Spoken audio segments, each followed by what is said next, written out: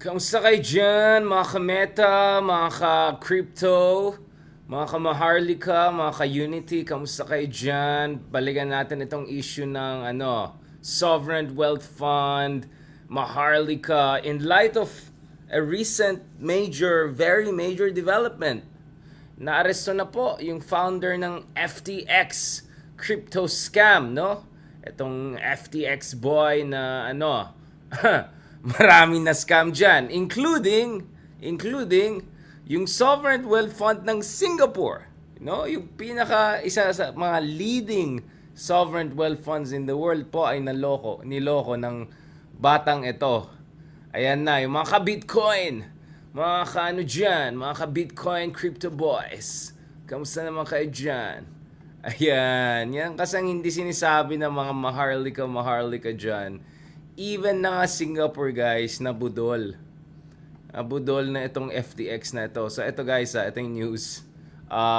Actually currently under review po ng Temasek ng Singapore yung $275 million na nawala dahil sa kanilang palpak na investment sa FTX. Now, I want to be fair, siguro when they were investing in it back in the day, it looked very promising, but ngayon, nakikita natin na even the best sovereign wealth funds in the world, including the one in Singapore, pwede sila mabudol, no? Na mga katulad nitong si Bankman Fried Boy. Yan, Crypto Boy. Yan ang sinasabi ko. At I haven't heard a single proponent of Maharlika Fund mentioning this very important thing.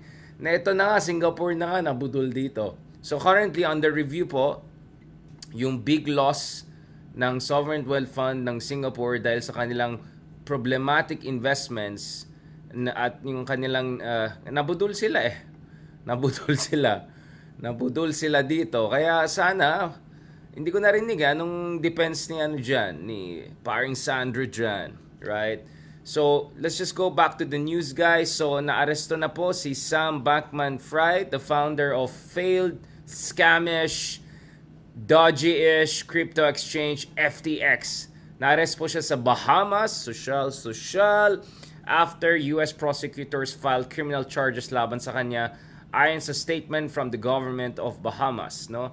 So the Southern District of New York na nag-investigate nitong Bankman-Fried, bank na nga fried pa, itong collapse ng FTX, and yung sister trading firm niya, Alameda. Now, one big reason na criminal charges yung laban sa kanya is hindi lang nagko-collapse at nag-bankrupt yung kanyang FTX, is because he moved the funds of people investing in FTX to back up failed investments and exposures of Alameda, which was a sister company.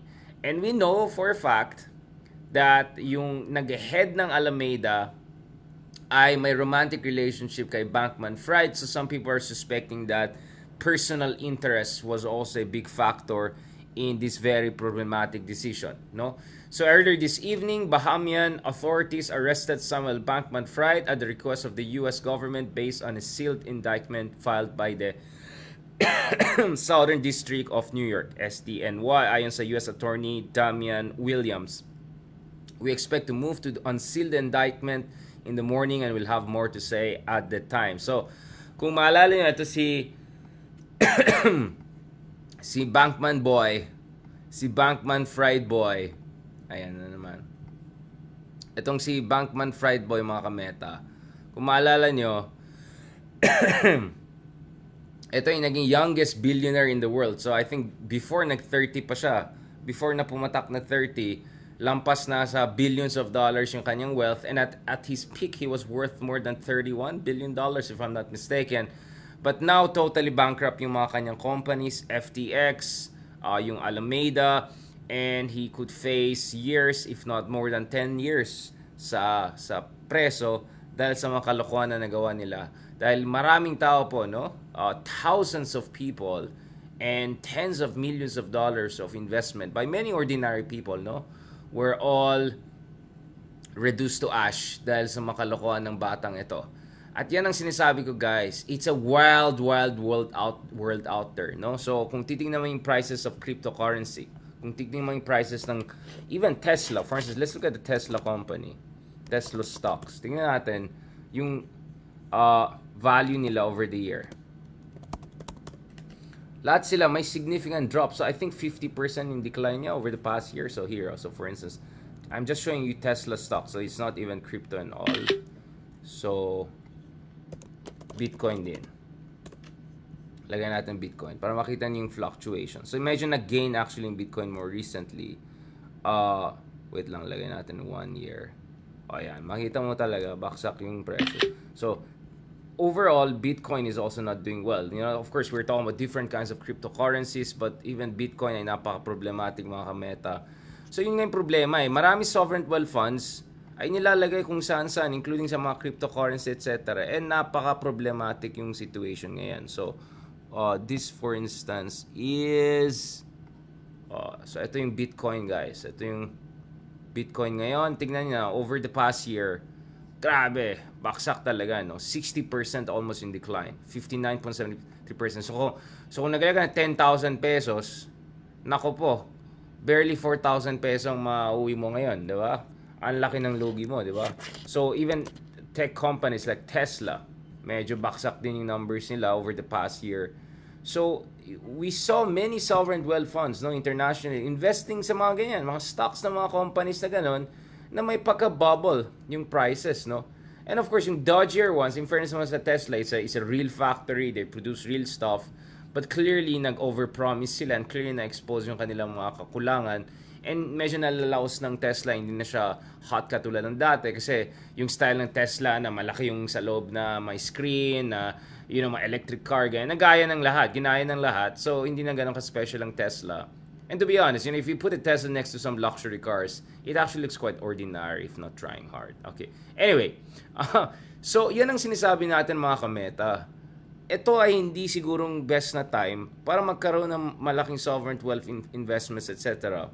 Because nakita natin, even yung mga super pros, even yung mga super dalubhasa, even yung mga katulad ng Singapore, ay nabudol dito sa mga kung ano-anong investments. And even when hindi sila nabudol, talagang the stocks have been really on a downward slope. We don't know how far they will go. We have no idea if this will be the floor or this is a ceiling for a new floor. You get what I'm saying, no? So, sobrang grabe ang gulo ng situation. Now, pagdating sa Elon Musk, of course, hindi na rin siya richest man in the world, by the way. Number 2 na siya ngayon.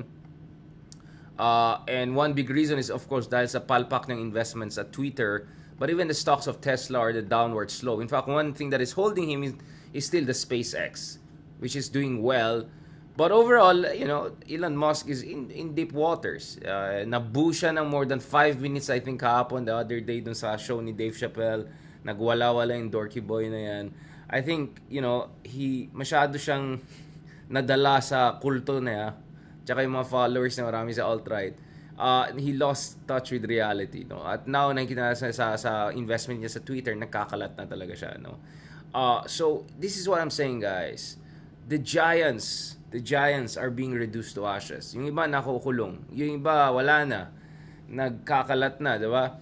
And that's why we're saying maybe this is not the best time, guys, to make major investments abroad, among others.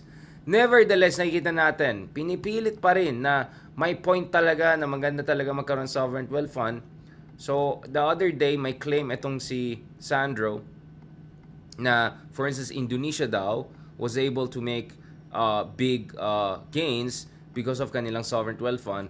Obviously, Indonesia didn't make it this year. They made it years earlier. So, we have to look at investments over time. But it's a claim that was ruled as incorrect or non-factual by So yung claim niya is Indonesia Sovereign Wealth Fund was able to generate $23 billion since its founding last year daw. Okay?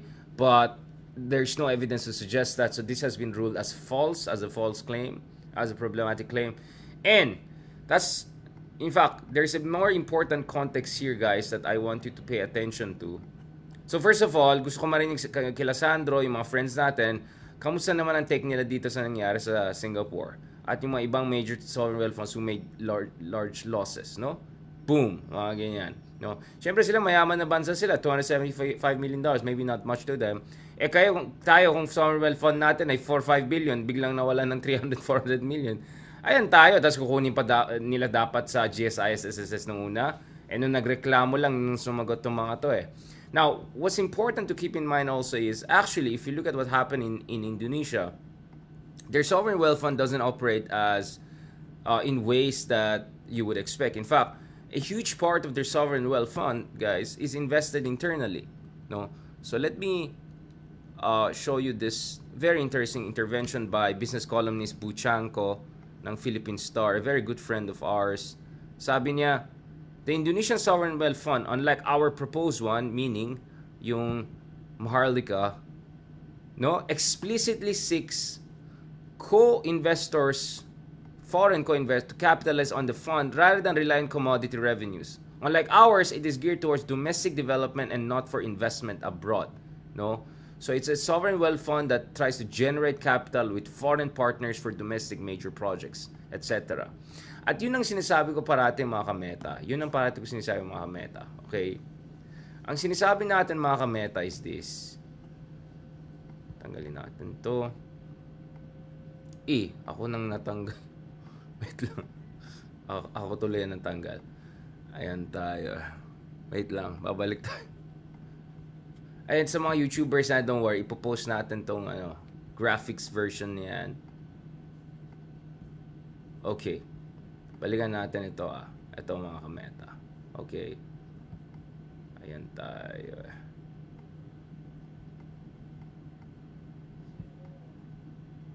Ito, mga kameta. Okay. Ang isang sinasabi natin dito, mga kameta, is ang isang malaking problema sa Pilipinas is not that we're not investing abroad enough to create dividends for us. Is that the problem is that we're not investing enough domestically in order to generate growth at home. And if you want to talk about diversified portfolio, mga kameta, if you want to talk about diversified portfolio, kung mag-invest ka sa iba't ibang larangan ng ating ekonomiya, mag-invest tayo sa building of infrastructure sa probinsya. Maraming infrastructure ni Tatay Digo ang hindi natapos, no?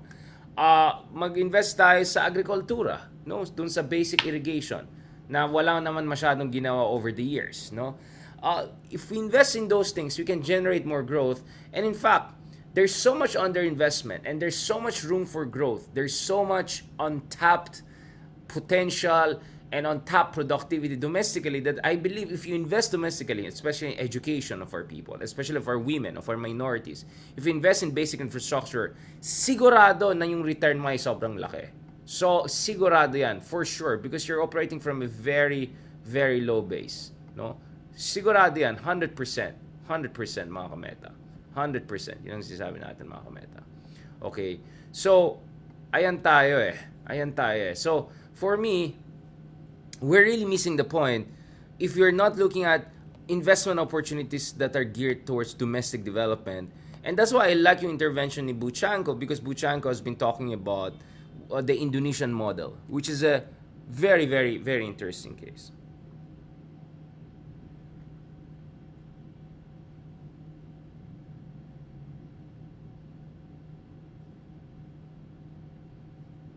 One second lang, reply ko na.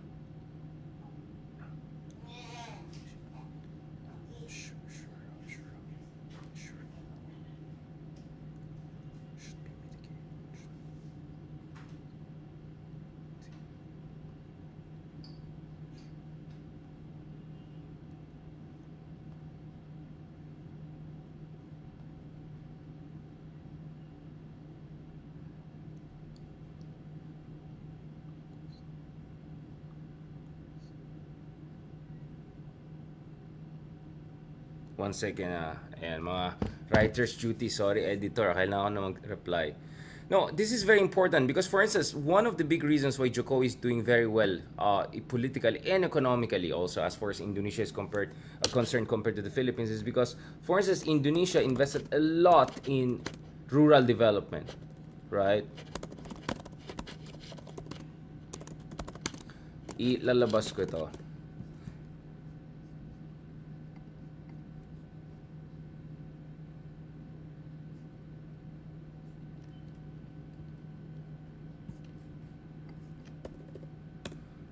na-interview ko actually yung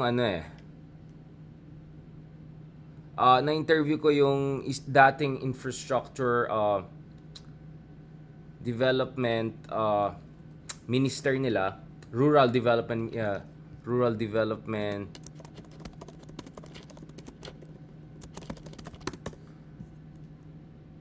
hindi ko malabas dito ito si Eko Putro Sandioyo, right? Siya po yung nakausap na. I really suggest you guys read this article. Post ko sa inyo. It's a fantastic work. Mother, paki-check nga kasi niyan. Trabaho ko dito.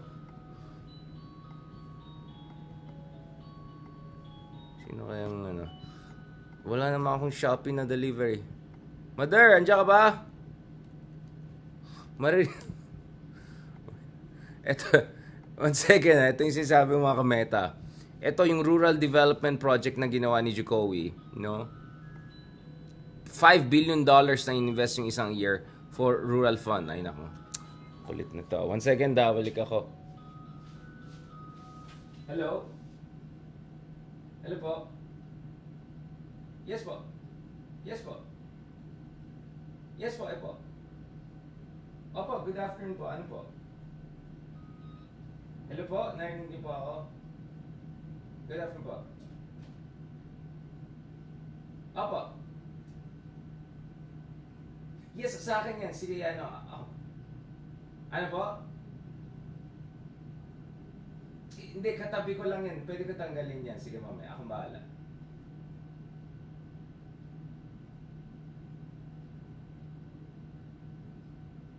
Ay, nako. Hindi naman ako ng earlier. Sige, akong bahala. Ayusin ko yan.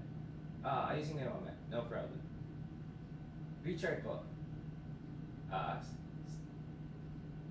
Yeah. Sorry. Yes. Okay, no problem. Tanggalin ko yan. No problem. Thank you. Nako po. Wala na. Okay, ito yung sinasabi ko mga kameta. Pagdating dito sa Indonesia, meron silang invest ng malaki dito sa kanilang domestic infrastructure, lalong-lalo na sa rural infrastructure. Not to mention, of course, mga kameta, ang Indonesia po may plano na gumawa ng isang $34 billion na bagong syudad, no, na magsiserve bilang kanilang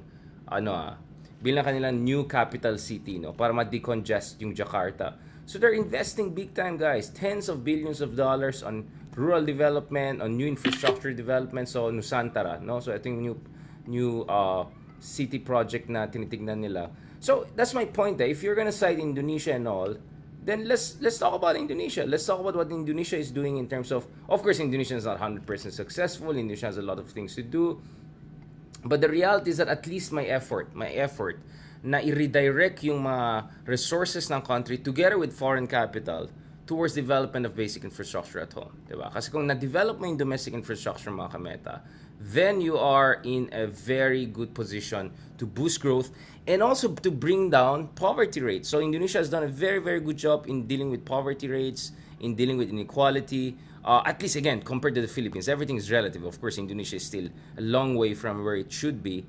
But then again, my point is, there's a lot we can learn from our neighbors who are properly directing yung kanilang investment, yung mga resources nila, at saka yung mga partnerships nila with foreign capital, among other things. And for me, again, of course, the big concern with any major fund is also the issue of transparency and accountability. Kaya nga, yun nga parating yung sinasabi, hindi ko maintindihan bakit Maharlika, yung term na ginamit, considering it's a very politically charged, if not problematic kind of term, because of the history, of course, that everyone knows about. Alright? Okay, I'll keep it there. Sorry, may kailangan tayo ayusin. Biglang, eto na naman tayo, pinagalitan na naman tayo. Okay, maraming salamat guys. Thank you very much for that. I really appreciate it. Let me just say thank you dun sa mga lahat ng sumusuporta sa atin. I just felt na important na to keep things in mind. Ayan. As always, maraming salamat kay Ma'am Jocelyn Lumberio. Ayan. Kay Michael Uy, among others. At mga ibang nag-comment. Mag-follow up muna tayo dito. I just need to take care of some stuff and get some work done. But we'll have more metas and all. Thank you so much, no. I know this is not the stuff maybe you're super interested in, but I believe na mahalaga yan for better and proper discussion of the issue of sovereign wealth fund in the Philippines. Maraming salamat. Thank you very much. God bless.